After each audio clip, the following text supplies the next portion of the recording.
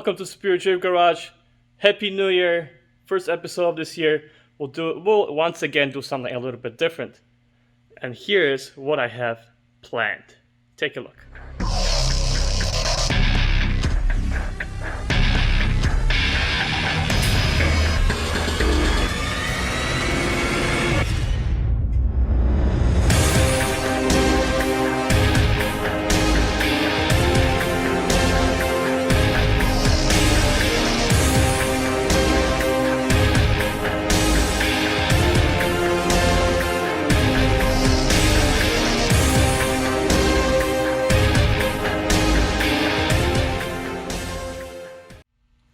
Here it is, guys. Coleman KT196. Perfect setup for a beginner drift kart. And that's what I'm going to do. I'm going to turn this go-kart, off-road go-kart technically speaking, into a drift kart for my son. He's 4 years old.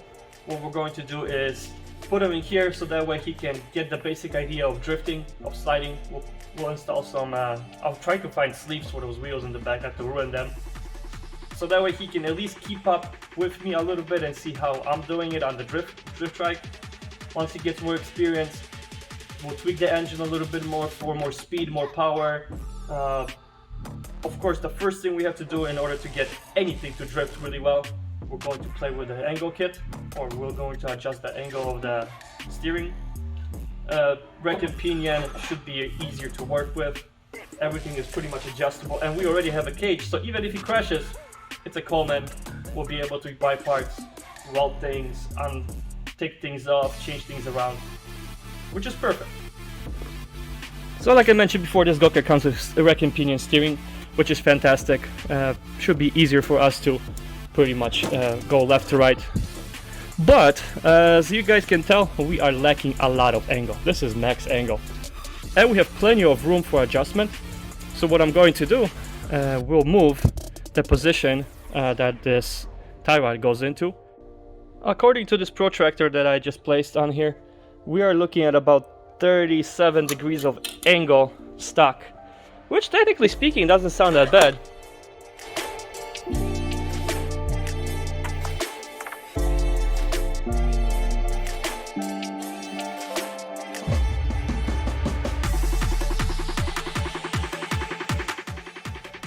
Angle before.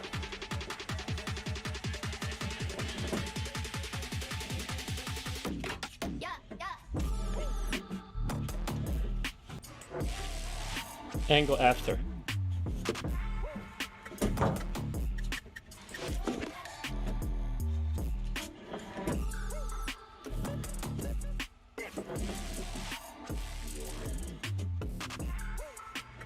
I will make this three-way adjustable, stock, mid and high, but in order for me to do it very on the high side, I will need to reinforce it.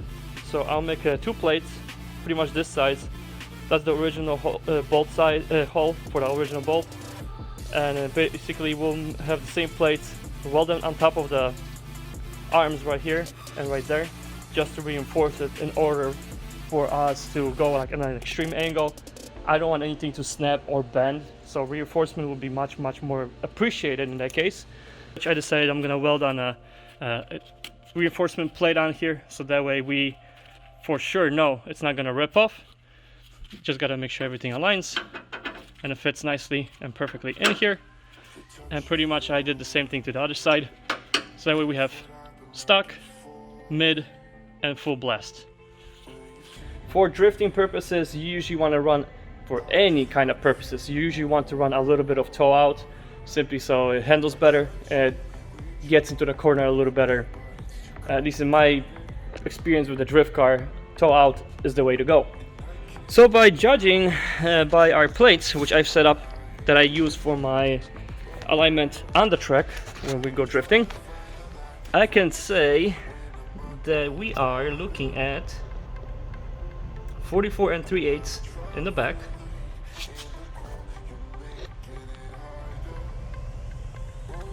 and 44 3/8 in the front.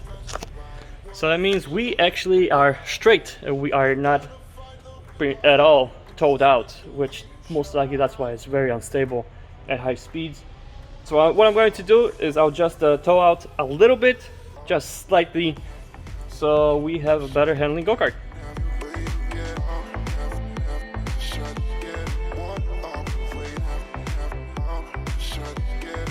And then I will see if I can tweak the governor that's currently on here, which sort of has some adjustability.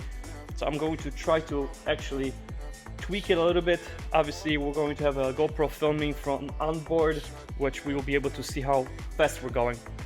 So let's get this done. I mean, let's go. Oh man.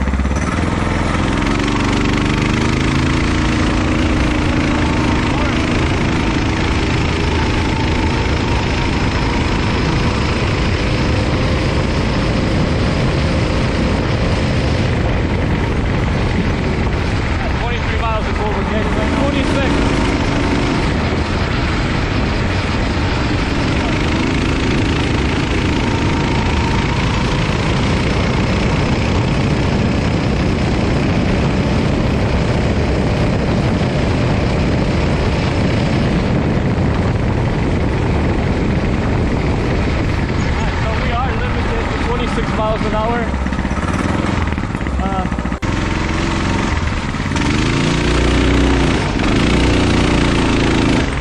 Oh hell yeah! So that's it. Did the test run. Go-kart ride's really good actually. The only thing that I see, like our shop floor over here is pretty slippery. That's why our angle kit at full lock pretty much plows the go-kart forward. We are running a live axle with a lot more weight than the drift track, for example, at this stage right now. And that's why we will need more power upgrades. That will be coming. I guess I have to check if the actual jet in this particular engine, you are able to replace it or not, because some of the carburetors came with jet you are not able to replace. So 26 miles an hour, it is a big improvement of what it was the first time I rode it, because at the first time I rode it, I don't think I even got 15, maybe 11 miles an hour. So I know where to put that back into position as it was initially once I got the go-kart, so that way when my son rides it, he's not gonna freak out for any particular reason. That's pretty much it for this episode of our build. In the next episode we will be installing performance upgrades on this thing. I'm going to get an exhaust pipe on it, or I will fabricate one myself. One or the other. We'll see exactly what's going to happen. Definitely going to get a colder intake, so it sounds better, breathes better, and most likely we will get the springs as well as the jet, just so we can get ready to degovern the engine and actually pull the full blast, full power as much as it can do. But for the time being, that's all. Thanks for watching. I hope you like. If you like it, share, subscribe, and then we'll see you again hopefully soon. And once again, Happy New Year to everybody. Thank you to my subscribers. I really appreciate you guys coming on board. I will try to get as much of everything, all the content I possibly can, including the drift track, the drift car, which is right above me, and now the initial setup for this drift machine, drift kart, as I call it, the KT196 drift. So thank you, and see you guys again.